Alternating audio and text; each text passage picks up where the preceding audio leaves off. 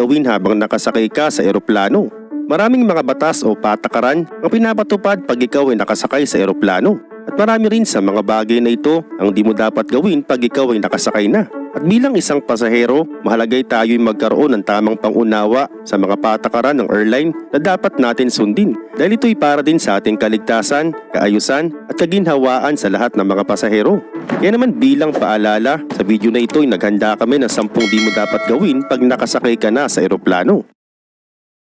Number 1. Huwag magdala o di naman kaya uminom ng alak habang ikaw ay nasa eroplano. Ang alak ay maaring magdulot ng depression sa ating nervous system at ito din ay maaring maging sanhi ng pagkalito at hindi pagkontrol sa kinikilos mo. At talaga namang napakadelikado nito lalo na pag emergency. Gayun pa man ang alak din ay isang inumin na madaling makapag-dehydrate. Kapag uminom ka ng alak habang ikaw ay nasa mataas na altitude ay magiging mabilis ang dehydration mo. At pag dehydrated ka na sa loob ng eroplano, ito'y magdudulot ng mabilis na pagkapagod ng iyong katawan at iba't iba pang mga komplikasyon sa kalusugan. Sa kabilang banda, madalas ang mga airlines ay nagpapatupad ng mga patakaran na nagbabawal sa pagdala o di naman kaya pag-inom ng alak habang nasa biyahe. Palaging tandaan na ginagawa nila ito para matiyak ang kaligtasan at kaginhawaan ng lahat ng mga pasahero sa eroplano. At syempre di rin mawawala pag lasing kang sumakay sa eroplano, mangungulit ka, mag-iingay ka at ang worst case scenario, mang-aamok ka ng ibang tao. Number 2. Bawal magdala ng mga bagay na pinagbabawal sa may seguridad ng eroplano. At talaga namang bawal ito dahil ito'y maaring magdulot ng panganib sa lahat ng mga pasahero na sakay ng eroplano. At ang isa sa mga bawal dalhin sa loob ng eroplano ay mga armas o kahit ano pang uri ng deadly weapon. Dahil pwede nga naman itong gamitin para manggulo, manakit sa ibang mga tao. At bawal din po ditong magdala ng mga liquid na hindi pa sinisecurity check o di naman kaya yung mga hindi dumaan o hindi sumusunod sa mga patakaran ng liquid restriction. Ginagawa ito para maiwasan na rin ang mga hindi kaaya-ayang pangyayari sa loob ng eroplano. At bukod pa rito, bawal din po dito ang mga kagamitan o mga materials na maaaring magdulot ng panganib gaya ng mga chemical o mga explosive device. At syempre kaya ito ginagawa ng mga security para manatili ang kaligtasan ng mga tao sa eroplano. Number 3. Huwag sumuway sa mga patakaran ng crew o flight attendant. Ang pagsunod sa mga patakaran na pinapatupad ng mga flight attendant o mga crew ay isang pangunahing paraan para maging ligtas ang mga pasahero habang sila'y nasa biyahe. Ang mga flight attendant ay mayroong mga ginagawang pagsasanay na may kaugnayan sa kaligtasan at sila din ay maraming kaalaman tungkol sa mga aspeto kung paano mapanatili ang kaligtasan sa eroplano. Mula sa paggamit ng mga safety equipment hanggang sa paraan ng evacuation kung sakali mang magkaroon ng problema sa eroplano. Ang kanilang mga utos, gaya ng pagsuot ng seatbelt at pagsara ng tray table at pagiging alerto sa pre-flight safety briefing ay naglalayong mapanatili ang kaligtasan ng bawat pasahero. At karaniwan ng mga batas na ito na kanilang pinapatupad ay bahagi talaga ng kanilang protocol. At pag mayroong pasaherong hindi sumunod, ay maaari silang patawan ng karampatang parusa. Ang kooperasyon ng bawat pasahero ay mahalaga para mapanatili ang kaayusan at kaligtasan sa loob ng eroplano. At karagdagan pa dito, sa mga sitwasyon ng emergency, ang mga crew nagsisilbing pangunahing tagapamahala ng kaligtasan sa loob ng eroplano. Number 4 sa mga bawal. Huwag tangkaing buksan ang pinto ng eroplano habang nasa flight.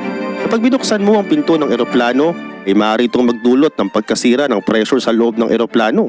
At maaari pa nga itong maging sanhi ng pagkapahamak at malagay sa panganib ang kaligtasan ng mga pasahero. At dagdag pa ang pagbukas din sa pintuan ng isang lumilipad na eroplano ay matuturing na isang malubhang krimen na mayroong kaakibat na matinding parusa. Number 5. Pagbibiro o pagpapakalat ng anumang joke tungkol sa pag-atake sa eroplano.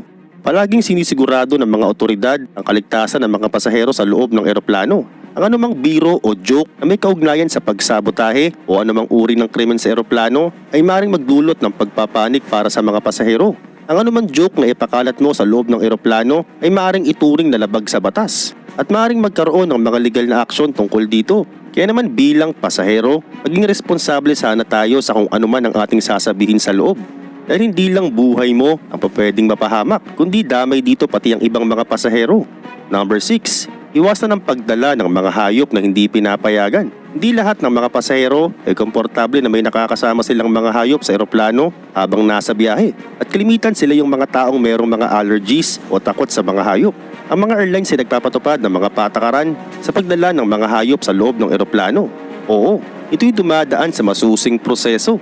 Kaya naman kung may plano kang magdala ng hayop sa eroplano, wag mo nang gawin. O di naman kaya, mabuting alamin mo muna ang mga patakaran ng airlines tungkol dito at agad makipag-coordinate ng maayos sa kanilang customer service para sa tamang proseso. Number 7. Huwag magtangkang mag-selfie o kumuha ng litrato kapag hindi pinapahintulutan. May mga yugto sa flight tulad ng take-off at landing kung saan ang paggamit ng mga electronic devices kasama ng pagpicture ay mahigpit na pinagbabawal. Pero bakit? Ito'y para mapanatili ang kaligtasan ng flight at maiwasan din ang pagkawala ng mga gamit. Ang pagbabawal sa pagkuha ng picture habang nasa biyahe nang hindi ito pinapayagan ay bahagi din ng mga patakaran na pinapatupad ng mga airlines. Pwede kasing magkaroon ng hindi ka nais-nais na insidente sa loob kapag gumamit ka ng mga device. Number 8. Pagbabawal sa pagdadala o paggamit ng mga gadgets na maaaring makaistorbo sa mga pasahero. Ang mga electronic devices gaya ng cellphone, tablet o di naman kaya laptop ay naglalabas ng mga electromagnetic radiation na maaaring makaapekto sa mga sensitive electronic system ng eroplano, gaya ng mga navigation equipment o communication system. At ito'y maaaring magdulot ng problema sa flight ng isang eroplano. Gayunpaman kapag naapektuhan ng kahit anumang systems ng eroplano ay maaari itong magdulot ng panganib sa flight.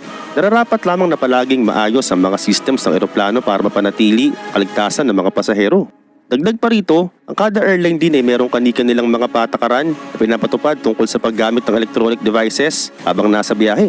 Ito'y kinakailangan sundin ng mga pasahero para mapanatili ang kaayusan at kaligtasan sa loob. Number 9. Bawal manigarilyo o mag-vape sa loob ng eroplano. Ang pag-iyosi o pagbe-vape sa loob ng eroplano ay maaaring magdulot ng isang malaking panganib lalo na sa kaligtasan ng mga pasahero. Ang apoy mula rito ay maaaring maging sanhi ng sunog na kung saan pwede pa nga itong magdulot din ng malawakang pinsala at panganib sa buhay ng mga pasahero. At ang usok na nagmumula sa may sigarilyo o vape ay maaari ding makaapekto sa kalidad ng hangin sa loob ng eroplano. Ito'y maaaring magdulot ng kakulangan sa hangin, marumi at mabahong hangin at pwede ring magresulta ng problema sa kalusugan ng ibang mga pasahero na nakakalanghap ng usok.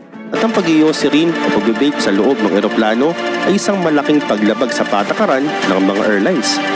Number 10. Pagiging maingay at makulit habang nasa flight. Ang pagkakaroon ng tahimik na kapaligiran sa loob ng eroplano ay mahalaga para mapanatili ang kaginhawaan ng lahat ng mga pasahero.